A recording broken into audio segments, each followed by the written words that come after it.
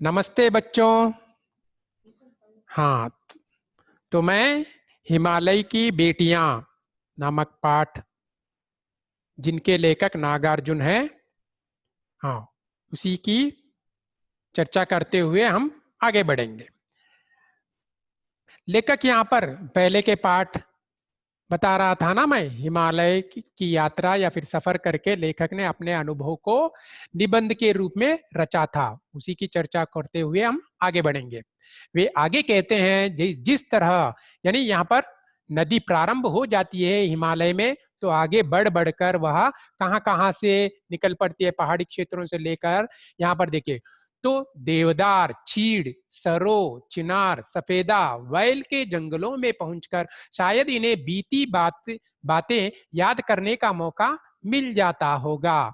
हिमालय अपनी इन नटखट बेटियों के लिए कितना सिर धुनता होगा। सिंधु और ब्रह्मपुत्रा, जिनके नाम सुनते ही रावी, सतलुज, व्यास, चनाब, झेलम, काबुल, रुबाद, कपिशा, गंगा, यमुना, सरयू, गंडक, कोसी आदि हिमालय की छोटी बड़ी सभी बेटियां आंखों के सामने नाचने लगती है।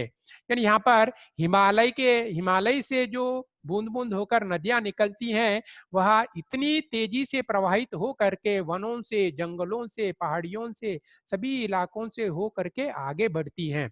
वास्तव में सिंधु और ब्रह्मपुत्रा स्वयं कुछ नहीं है।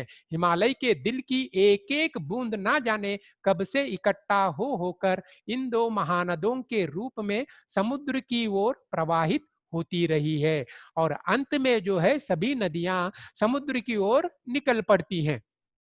जिन्होंने मैदानों में ही इन नदियों को देखा होगा, उनके ख्याल में शायद ही यह बात आ सके कि बूढ़े हिमालय की गोद में बच्चियां बनकर ये कैसे खेला करती हैं। जैसे माँ और बेटियां, उसी प्रकार यहाँ पर पिता के गोद में बच्चे पलते हैं, उसी प्रकार यह नदी भी उसी प्रकार खेलते खेलते आगे बढ़ती है। और इसका विवरण जो है संस्कृत के कवि, हमारे संस्कृत के कवि कालिदास ने भी वर्णन किया था। कालिदास के विरही यक्ष ने अपने मेघदूत से कहा था, वेतवा नदी को प्रेम का प्रतिदान देते जाना, तुम्हारी वह प्रेयसी तुम्हें पाकर अवश्य ही प्रसन्न होगी। बच्चों, अगर आपके पाठशाला में संस्कृत अध्यापक है तो उससे आप जानकारी ले सकते हैं कालिदास के बारे में। तो मैं यह बताना चाहता हूँ, कालिदास की रचना जो है बहुत प्रख्यात या फिर प्रसिद्ध रचना मेघदूत माना जाता है, जिसमें वह मेघों से संदेश भेजना चाहता है। उसी प्रकार यहाँ पर और एक संदेश भी देना चाहता था, जो वह अपनी रचना में बताता है, बेतवा नदी को प्रेम का प्रतिदान देते जाना, तुम्हारी वह प्रेयसी तुम्हें पाकर अवश्य ही प्रसन्न होगी। तो इस तरह यानी कवि की सोच थी कि नदी भी जो है संदेश पहुंचाता है। बच्चों, धन्यवाद। आज मैं इस पाठ को यहीं पर या फिर अगली कक्षा में हम आगे बढ़ते हुए